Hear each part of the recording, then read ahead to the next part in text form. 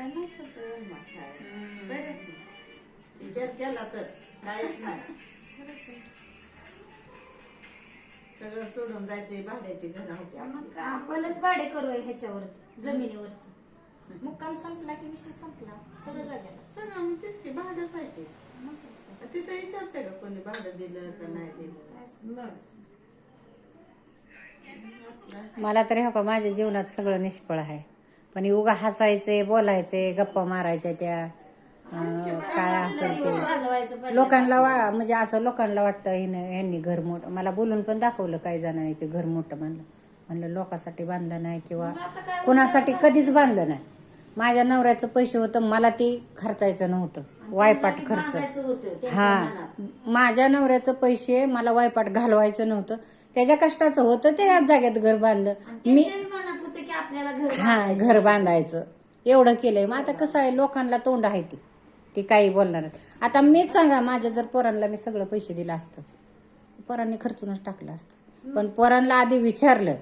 पोरं म्हणले तो तात्याचं पैसे आहे, ते तुला काय करायचं ते कर.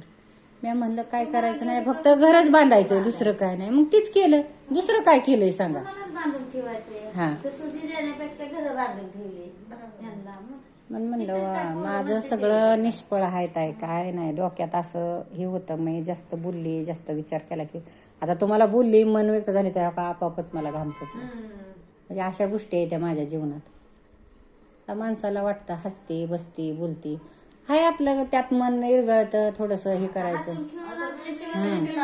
त्या दिवशी लल्या आल्यावर म्हणला, मम्मी तुझ्याकडलंच पाय आलते. मी म्हणलं लल्या आताशी सुरुवात आहे, म्हणलं मी आताशी सगळ्यांना म्हणजे अशी बोलते, या बसा म्हणते. म्हणलं बाकीचं काय नाही माझ्या मनात. म्हणलं माझा टाइम जातोय. म्हणलं की म्हणजे तात्याचा पे आपल्या समाजावर प्रेम करत होतं. म्हणजे यायचं जायचं, त्यांच्या मनात काय नव्हतं. हा, घरोघर जर असतं ना ते रावसाहेब, तर मला 100%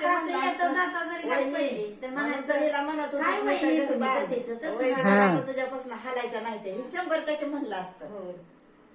असं होतं व म्हणून असं वाटतं की जाऊ द्या आपण आता. एकदा लय भांडली होती.